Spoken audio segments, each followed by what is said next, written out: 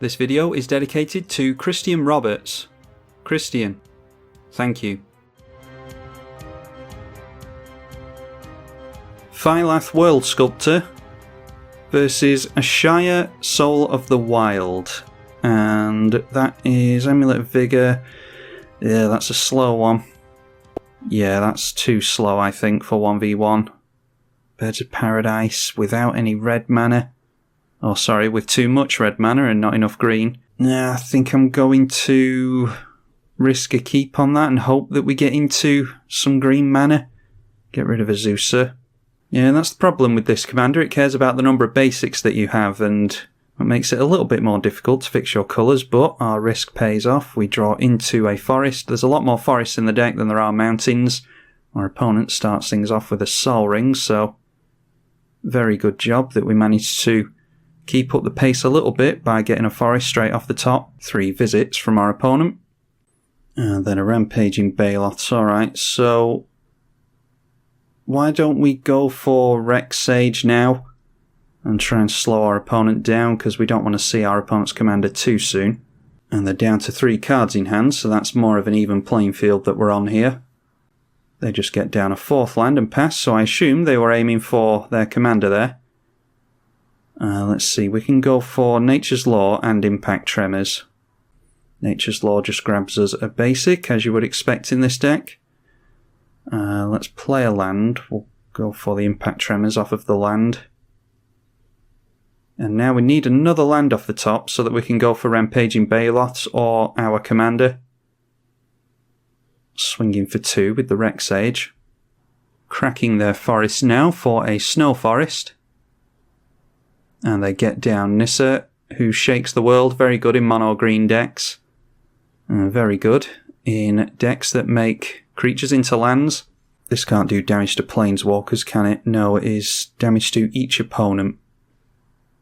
Swinging at us for 3 anyway. And we do get into that forest, so let's go for our commander here. If we get into another land next turn, we can put a load of plus counters on a plant. And we can also play Rampaging Baloths before we go for the land drop. Impact Tremors will trigger a few times here. Getting 5 plants thanks to the 5 basics that are in play. And we're not going to swing into a 3-3. Now their commander comes into play. And it makes non-token creatures they control forest lands in addition to their other types. So I'm assuming they've got effects like destroy all non-land permanents and things like that, so that they keep all their creatures in play, because their creatures are lands, so obviously they wouldn't be wrapped up in something like that. Nissa making another forest elemental. And we get into Blasphemous Act. Is it worth going for that yet? Yeah, we just kept too poor a hand, I think. Let's go for the Rampaging Baloths and hope for another land again next turn. Might get into Conjurer's Closet or something like that, and then we can start flickering this and dealing a bunch of damage with Impact Tremors. We've got blocks to make at least. But the limit break on this is looming. It'll give lands indestructible. And search your library for any number of forests and put them into play tapped. But we can always, before they get that limit break... Yeah, that's the problem. If we could get rid of this and then go for Blasphemous Act, that'd be good, because it'd get rid of a bunch of their lands.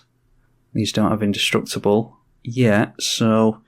Alright, Wood Elves is a little bit more triggers. Let's go for the Wood Elves, which will trigger Impact Tremors again, as will every creature that enters. Get a forest in. Triggers our commander, and the Rampaging Baloths. Let's put the 4 counters on any plant token, doesn't really matter. We'll get a 4/4 beast in as well. Then we might as well play the Prismatic Omen. And I think we're just waiting on Blasphemous Act at the moment. if we can get them to minus down that Nissa, then that would be good. It might be that they go for another plus and try and keep her in play, in which case our hand might be forced, but we'll see what they go for first. We might just have some indestructible lands to deal with here. They go for the minus straight away, so now it's indestructible lands. I think we're only a land away from getting down our Phylath again. 4, 5, 6, 7, yeah, one land. We ought to be able to do that. They're going to get a bunch of forests into play. I dare say they play all of their forests here. Luckily, this doesn't have trample yet, although all of their creatures are indestructible lands. Okay, getting a bunch of forests into play. I don't think that that's all of their forests, but anyway, getting down a Fyndhorn Elves as well. Yeah, they've got 10, 13, 14, 15, 16, and I think they already had 2 out, so yeah, like I said, not getting down all their forests, I don't think. Swinging in with their 26-26, which, again, nope, doesn't have any evasion. So we'll block with the Wood Elves. And Conjurer's Closet, exactly what we wanted, that's really good. So, yeah, they've got a bit of a clock for them to fight against now. Yeah, let's just go for this straight away. Not going to swing in with everything, because we're just relying on Impact Tremors at this point. It's a bit of a slow clock, but at least we're not just sat here doing nothing. And that brings our Commander straight back into play, which will bring in a bunch more plants. And then down comes Impact Tremors. So we want something like Coat of Arms or Beastmaster Ascension. What's the other one that I always forget the name of? Shared Animosity is the red one. Just a means of buffing up all of our plants, basically. I'm not going to rely on the plus counters because it is a slower Avenger of Zendikar. Another mana dork for our opponent. So I don't know if this is Elf Tribal or not. I wouldn't have thought it'd be Elf Tribal. They're probably just relying on them for extra mana. We'll be close to getting them next turn though, once we flicker our Commander again. And Song of the Dryads, that's really good. So we'll turn our opponent's Commander into a different type of forest. That'll remove the ability from it so that their non-land creatures are no longer indestructible. They've still got indestructible lands here. There's nothing we can do about that because we can't interact with the emblem. So now it's a question of, do you want to point Artifact Enchantment Removal at Conjurer's Closet, the Impact Tremors, or the Song of the Dryads? I mean, it's one of these two that they have to worry about, really. Anyway, Conjurer's Closet going on to our Commander again. And we're just going to attempt to do the same thing next turn. Beast Within going on to the Conjurer's Closet. So now we have to find a different means of winning, although we will put our opponent down to 3 thanks to that Beast token. I don't think we can go wide on them. They've got 3, 6, 7 and 8 creatures. And creatures with any power, we've got 1, 2, 3, 4, 5 and 6. So yeah, we need to start making lands really, so that we can put plus counters on these plants and make some beast tokens. Although if we get into a land, we can always Blasphemous Act and replay. Well, Avenger of Zendikar, can we even cast that? 4, 5, 6 and 7. Yeah, only just. So that should get our opponent, unless they've got removal for the Impact Tremors as well. And that's effectively a Lord for all of these plant tokens. Not Plant Tribal, but Avenger of Zendikar, along with Phylax, makes it feel like it is. Still got some tinkering to do with the deck. I've made it as a sort of lands matter deck, but I think it needs to be made differently than that. I think I'll take out the Rampaging Baloths and put something like... yeah, just means of getting lots of lands into play, so similar to a lands matter deck. I think maybe Metallic Mimic would be good, naming plants. And just go heavy on the plus counter theme. I was trying not to do that because there's lots of plus counter themed decks on the channel recently. But yeah, let's get on with another game. I'll make some tweaks and see if I can talk about what I tweaked in the next game. Alright, here's the deck list here. It's in the description. There's a link to it in there if you want to have a look at it. Pretty much the only changes I've made. I put a couple of dual lands in. As you can see, it's mainly fetches and basics. But I put the Shockland, Stomping Ground, and the dual land Tiger in there for when I'm desperate, with a fetch or a Nature's Law or something like that, because there's a lot of fetches and the Nature's Law and 3 visits can only get forests. So if I'm desperate to get red mana, I can still get that with the dual lands. Leaning a lot less heavily on the generic lands matter stuff. I've still got things like Nissa Vital Force in here because it's just easy card draw to get.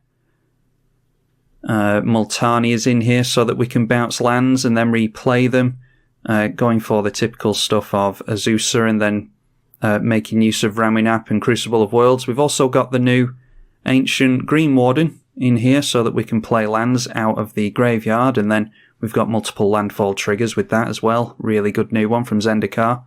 Probably the best lands matter card that was printed in Zendikar. Also put in a Shamanic Revelation because apparently we're going to generate a lot of tokens in this deck. So yeah, I don't know if I'm going to put a mana doubler in here. Decided to put Explosive Vegetation in its place, in place of a Parallel Lives, for more fixing on the red mana front. But yeah, I might put Parallel Lives in here. I was going to put, actually, Hardened Scales in the deck, but I don't know. I mean, we've got that to put plus counters on everything. Avenger of Zendikar, like I said, is like a lord for our commander. Obviously, our commander puts plus counters on things, but it's not really a plus counter themed deck, so that's something I have to keep an eye on. I might put Hardened Scales in here. It's not as though it's difficult to cast. So yeah, that's looking alright. We've got plenty of ramp, plenty of fixing. What we don't necessarily have is a lot of card draw. So I might have to revisit the card draw side of things. We do have Valakut Awakening, so if we end up with a bunch of stuff that we don't care about in hand, then we can go for this. We can also bounce the land that we played when we were desperate for red mana. We can bounce the land back to hand and then play the Valakut Awakening for its spell as opposed to its land. So yeah, might just have to replace that with a Wheel of Fortune just because it's easier. We've got Valakut Exploration that I want to try as well. Anyway, let's stop chatting about it and actually get on with the game. In for another game now, and we've got Harrow on turn 3. That's pretty slow. Up against Kethis, the Hidden Hand, which is probably... that's probably a pretty fast deck. Yeah, I'm gonna risk going for some cheap... yeah, I was gonna say some kind of cheap ramp, but apparently we're not getting into it. Alright, that's better. Let's keep that. Get rid of Avenger and a Mountain. Unfortunately, we're going to empty our hand really quickly. We might as well have just kept the opening hand if we were just going to get into 3 mana ramp. But Jukabog starting things off. Alright, Nature's Law, that's not too bad then. We can start accelerating on turn 2. And our opponent just getting out a tap land on their second turn. Let's go for a Mountain. We'll play the Nature's Law. And I think we're okay on fixing at this point, so let's just get a bunch of basics in. The jewels are in there for when we're desperate. Dare say we see our opponent's commander here. No, we do not. They go for Phyrexian Arena. And we get another new one in Morog, Fury of Akorn. Yeah, no landfall to make or anything, so let's fix our red mana with Kodama's Reach. And we'll play one of the mountains because that's less information about our hand. Now getting down there, Kethis, and we get into Mina and Den, which will be pretty good. I think I want to... This doesn't have Death Touch or anything, does it? No, I think I want to try this out first. So let's drop a land, and we'll go in for the Morog. Alright, and that's a good test for it, so Swords to Plowshares going on that straight away. Don't really mind that, if I'm honest. I'd rather stick our commander so that we can go wide on them. Okay, yeah, doing some good stuff here. Let's go for our commander, see if they've got Path or any other kind of removal. Wouldn't have thought this deck would be removal tribal because they want to get legends into play. But they do get some kind of removal in here. A Putrefy down to 5 cards in hand. We still get the plants, thankfully. Play the land anyway because we can make some lands during our next turn. Probably just get down Mina and Den. They swing in for 3. We'll just take another hit for 3 with Commander. We might get into some kind of anthem for our plants next turn. There's every chance that they've got Elesh Norn in this deck as well, so we want it sooner rather than later. They get up Nixilis and draw another card.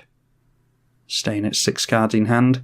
More ramp for us. Let's go Mina and Den. And we'll go for the Springbloom Druid as well. Sacrifice a mountain. We will grab ourselves a couple more mountains. I'm thinking now it might be worth putting the Command Beacon in the deck as well. Let's put the Fear of God in them by swinging into Obnixilis with all of our plants. Plussing on the Obnixilis again. That is a -8. Whenever a player draws a card, they lose 2 life. We don't have too much card drawing here, like I said. Alright, looks like it's a Super Friends deck, this. We will discard the Sakura Tribe Elder. Alright, a Shared Animosity. Is that good enough to just win? They block 1. These turn into, it's each other creature, isn't it? Yeah, so they get +5. 5, it's 30. Yeah, I think that's enough. So let's just drop the Shared Animosity here. So that's the direction that we want to go with this, I think. We'll go straight at our opponent's face and hold back the Springbloom Druid. Yeah, we want to just focus on getting a bunch of plants into play and then giving them some kind of Lord effect. They can block with their commander, but they will lose it. And I think we win here anyway. Oh, I miscalculated. It's not 30. It's 30 in total, and we get 25 through. So, yeah, knocking them down by about 2. All that life loss to the card draw. Yeah, that really helped us win that one, but it could just as easily have gone the other way. We're having our hand empty quite a lot of the time, so I don't know how useful this thing's going to be. I just put it in here because I want to use it as part of the new Zendikar set, but that's not a good enough reason to include it, so that'll have to be a Wheel of Fortune, I think. Let's go back and do a bit of tweaking. So we go Wheel of Fortune. That comes out. That comes out for a Wheel of Fortune. And then I was thinking of Metallic Mimic, wasn't I? I don't know if Metallic Mimic is good enough. It does mean we can start swinging in with our plants straight away, though. And then maybe that's a good excuse to put Hardened Scales in the deck. Oh, I also said... I also said Command Beacon, didn't I? Because we can play lands out of the graveyard quite easily. So where is Command Beacon? Right at the bottom. So I'll put that in there. We're also not running a vast number of lands. In Lands Matter decks, you'd probably run 40 to 42 lands, but only the typical 37 in here because we've got so many tutors for lands. Might have to up it at some point, but yeah, I'm just looking over here now. I'm wondering if we really need things like Multani. Are we going to have time in 1v1 to bounce lands and then replay them? Is there any need for mana doublers? I've got high hopes for Morog because we can get multiple attacks in with an Anthem in play. So yeah, I'll keep that in for now. I think maybe Multani comes out for card draw. And with the sack outlet, speaking of card draw, I was thinking of Fecundity and playing it similarly to how you play it with Prosh. Get your commander into play with an Ashnod's Altar or Phyrexian Altar or even Goblin Bombardment to lay some damage on a creature or planeswalker or a player and draw cards whilst you're doing all that. But yeah, I don't think this is going to quite play like a Prosh deck. I might try that at some point as well. Oh, there's Regal Force as well. That's another card I thought about before. I think we go for Regal Force. Ah, that's the one. Collected Unconscious. It's not the best card draw spell, but when you're playing a lot of tokens, it's pretty good. So with that, I'm going to try the extra card draw. I took out the Living Twister, thinking about the bouncing lands thing. We can still bounce lands with Mina and Den. We've got the Gruul Turf as well. I don't think we're going to have time to return lands to hand to replay them to get landfall. We're not really a landfall deck anymore. It's more a case of getting as many lands into play as possible to make Phylath better. So yeah, going to concentrate a little bit more on card draw here, I think, and we'll try it at that. This time up against Atris, Oracle of Half-Truths, and we've got another new one in Nahiri's Lithomancy, which should be good for the late game. Let's keep that. That's actually a decent opening hand to start things off with. We'll go for Exploration and get down the Stomping Ground as a tap land.